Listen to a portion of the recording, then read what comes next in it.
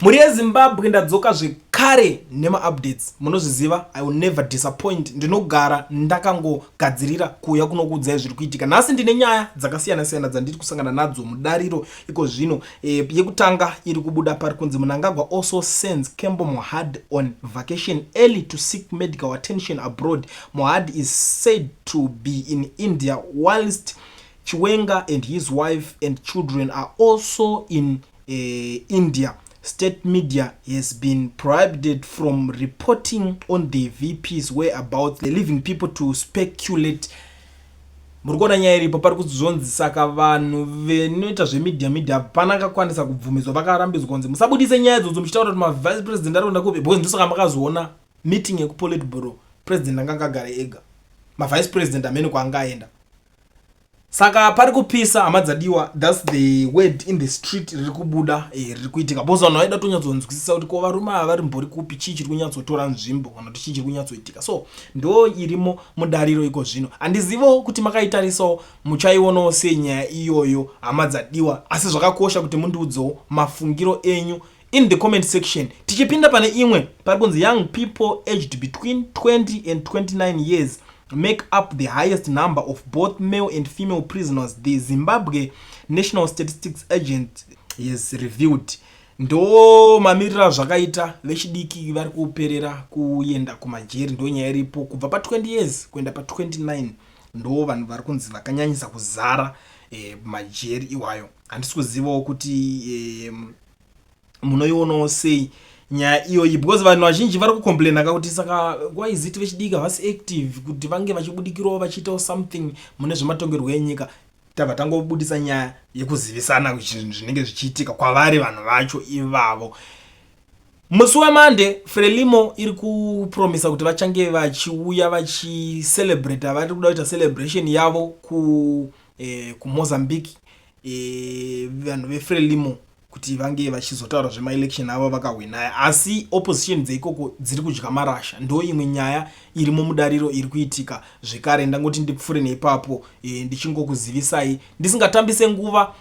Pane vanhu veZANU-PF vatanga zvekare kubuda vari kutaura nyaya iya yamunoziva kuti inini I will never tolerate such nonsense kana vanhu vachitaura zvinhu zvakadai so zvakadhakwa. Pari kunzi retirement in ZRP has nothing to do with age. It doesn't matter whether you are 62 or 61. The retirement in ZRP considered if one has served 20 years in the service. Ndo mashoko ari kubuda ari kutaurika panapa. But inini chiri kundinetsa chinhu one kuti kana matanga acho ari kunzi akaseva, vari kutoredza kuti akaseva 20 years kudhara, because unoona kuti vari kutika vakambotanga vaisa imwe propaganda yekusorova propaganda yakasvika ichizonotoona kuti aiwa panapa vanhu vavazviramba iko zvino vakuda kubudisa futi imwe propaganda yekuti propaganda after propaganda zvichingonogamana zvichingoenda zvakadaro. Saka ndo pari kunyanyisa kutinetsa manje kuti kana vari kuti 20, saka which means chipurisa chakupindwa nemunhu ane 40 years here. Isusu tinonyatsoziva isusu ma-qualifications munhu achinzi ari kupinda chipurisa kuti anopinda ane makore mangani.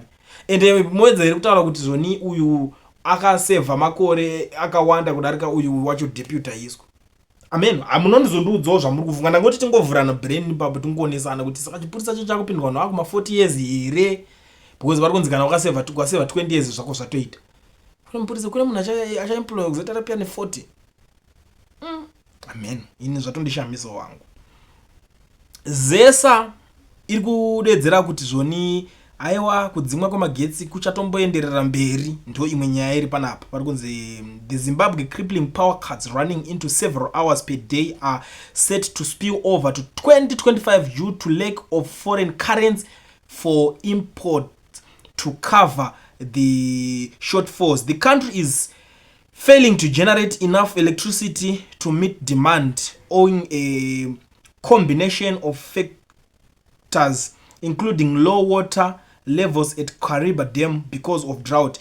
Nyaya drought yagara iringoramba ichingotaurwa yamene kuti zvinopera mushiri every day muramba muchingodzwa kunzi drought, but ivo vari kuzoti we do not have enough foreign currency to make up for the deficit. Ndo nyaya iri kunyanyisa kuti netsa. Kana vakuti havana foreign currency yakakwana, inini nyaya dzemuZimbabwe hangu nini kutaura chokwadika dzinotombondisvika pakutondiconfusewo. every day vanenge vane mastatement. Zvichemo ndo zviri kunyatsodhilivhwa muZimbabwe, kuti ukaona vanhu vari kuti muri kutotarisira kuti vari kuita basa vobva varamba kunge vachimukupai zvichemo chete, ibvoza kuti panenge pashata. Anyway, ndisiri pakutambisirei nguva, ndine audio yandoda kuti musane muchiteerera panapa, muzondiudzawo kuti muri kuionawo sei, muri kufungawo chii pamusoro peaudio iyoyo yatichakusiyai panapa muchiteerera. Kune vanenge vachida kutaurawo avo maaudio, namba dzinenge dzichishowa paskrini idzodzo, unongoerekana watosenda audio toigamuchira. Gara ndichitaura ndoti titaurirane, tingambotaurirana mashoko okutukana kana kuti ezvinyadzi, but tinoda kutaura inonzi reality. Kubva pakutanga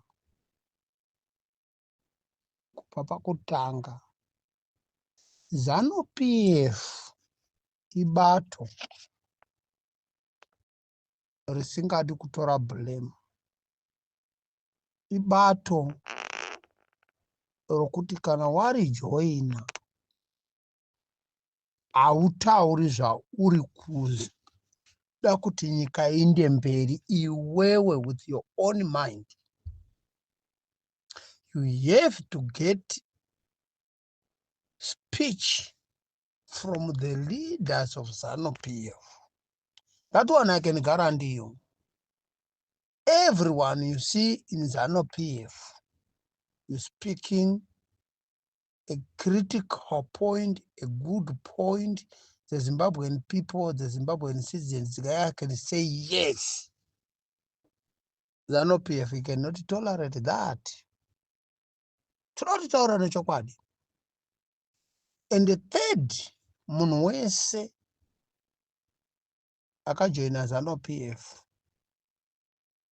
kana ava kuzoiramba, kana zviri zvechokwadi, zvana Matanga nana George Charamba nanani vamwe varimo mukati vari kutova neinformation, vanotoziva kuti ini ndiri next person to be fired because of this 1 2 3 4 5 6 7 8 9 10 11 200. It's their problem. There was causing to the citizen. Okay, now how do you coming back to the society of Zimbabwe and apologize what was defending the legacy of criminal? I say that to George Charamba and Nick Mangwana and Chris Mutsvangwa, Pedzisai Marapira and Tafadzwa Mugwadi and Chiwenga, including Mnangagwa. Guys, people, we need to understand what is the politics of Zimbabwe mean. The politics of Zimbabwe mean you don't want to hear you to opposing or to speaking a point the country can go forward. There can say uri mutengesi, watengwa nekwachamisa, because zvavari kuda ivo point yavo ndio kudefenda legacy yavo youmbavha war muZANU-PF. Musati havazvizivi kuti maluza. They are no, we are loser. But what we have to do here, guys, because this thing, what we sitting on top of that, people, they are watch, and the people, they don't like and they don't deserve what we do to them.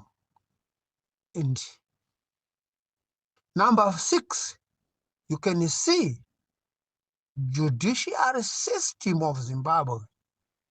Judiciary system of Zimbabwe. Judiciary system of Zimbabwe is defending ZANU-PF. It's not Zimbabwe the judiciary. Can't shit judiciary system kureva basa remajaji, majaji kubva pano kutanga kusvika pano kupedzisira. They are not defending citizens of Zimbabwe. They are not have integrity to protect of Zimbabwe. They don't have a legacy of the law to defend Zimbabwe. That's why number 7, you see, if everyone you coming through to be in power to rule Zimbabwe, he want to change the constitution, to put his constitution to protect him, to die. To die in the politics of Zimbabwe, and you die as a president of Zimbabwe, like Mugabe. What he done? That one they have to understood and they have to know. Munhu wese number 8 akambosapota ZANU-PF. If ZANU-PF, you fire him. Number 1. Number 9, sorry, number 9. Vanogona kumuuraya kana akasaitiza munyika. Ndozvinhu 2. Kasaitiza munyika vanokuuraya. That's why muchiona munhu wese angorega ZANU-PF anotiza. Where is Chihuri now? Is in Malawi? Is in Malawi? Where is Rugare Gumbo? Where is this lady? Is in Mozambique? What is ZANU-PF official? Is in Mozambique. And so many other people, what we don't mention their names, they don't want to hear ZANU-PF anymore. Because, and they are not there in Zimbabwe. They are out of Zimbabwe. Why, if there was a defending a citizen of Zimbabwe, they are supposed to walk freely in Zimbabwe, but they don't walk freely in Zimbabwe because ZANU-PF targeted them. And if they catch you, they are killing you. They have to know. This is story of Matanga and Nick Mangwana and George Charamba. George Charamba is a stupid guy. If I can see the George Charamba's age, he born 1977. He born 1977. The time Zimbabwe was the civil war, to say now ceasefire, everyone to put a gun down, and they are decided to vote in 1980. But he stepped on top of, he stepped back of Chamisa. But now what we want to see, what is happening tomorrow. Because not next month, things can be happen soon to him. And what is gonna be happen? What gonna be happen? What he gonna say? What he can say? What he can say? Nothing. I say, guys, you must learn to rely your own. We know our country have a economically social problem what he facing, but it doesn't mean about everyone you must stand up. The white people, they have a simple word, you say, stand up and help yourself. Stand up and help yourself. Not somebody, he can stand up to help you. Like most of the guys, they are going to ZANU-PF and say, I'm a CIO, I'm a spokesperson of ZANU-PF, I'm a spokesperson of this and that. And remember, they don't learn from other people. They are supporting ZANU-PF. They are run about 3 to 4 times. Because of their integrity of criminality, They are calling each other Bruce, sister, brother, brother, brother, brother, brother, bro, bra, sister, sister, for criminal.